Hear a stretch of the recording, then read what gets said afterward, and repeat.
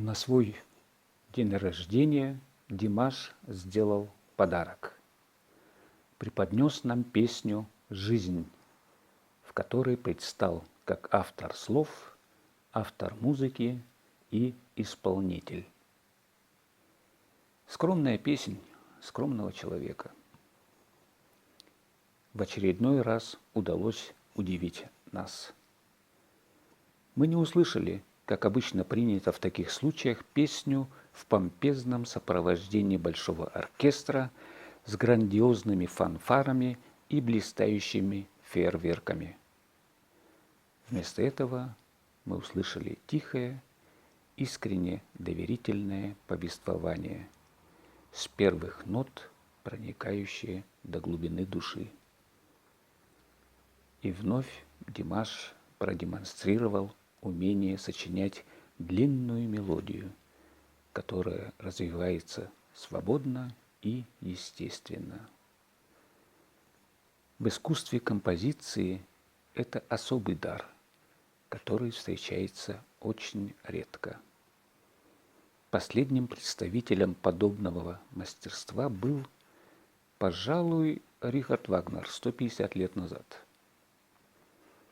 Вместо шаблонных, набивших оскомину коротких запевов и припевов, в этой песне мы слышим два длинных музыкальных куплета. Как это свежо и просто замечательно. Димаш рассказывает нам о своей жизни с самого раннего детства под аккомпанемент одинокой гитары. И это создает атмосферу доверительного диалога тет-а-тет. Чуть позже добавляется скрипка, которая усиливает это настроение, располагающее к воспоминаниям о тех далеких годах становления, пути к своему предназначению. Вместе с длинной мелодией, удивительной по своей красоте, голос Димаша постепенно поднимается от низких нот до самых высоких в конце этой музыкальной линии. Сам рисунок этой мелодии показывает наглядно проделанный им путь обучения от А до Я на фоне иллюстрационного видеоряда.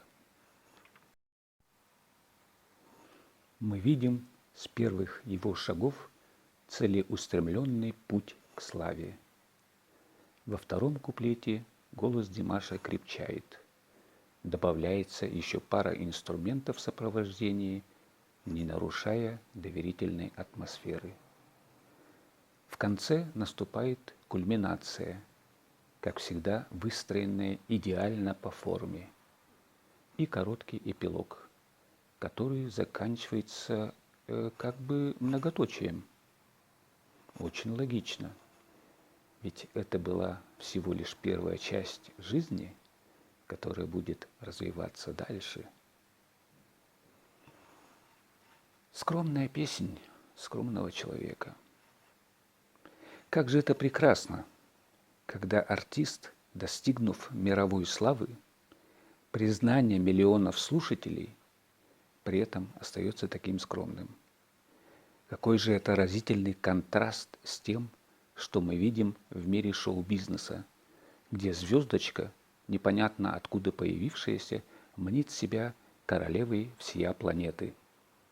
Бомбардирует нас своим эпатажным поведением и нарядами, которые не прикрывают, а оголяют тело.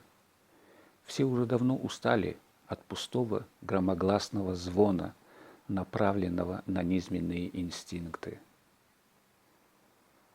Но, слава Богу, появился настоящий король, который напоминает, что скромность по-прежнему украшает человека.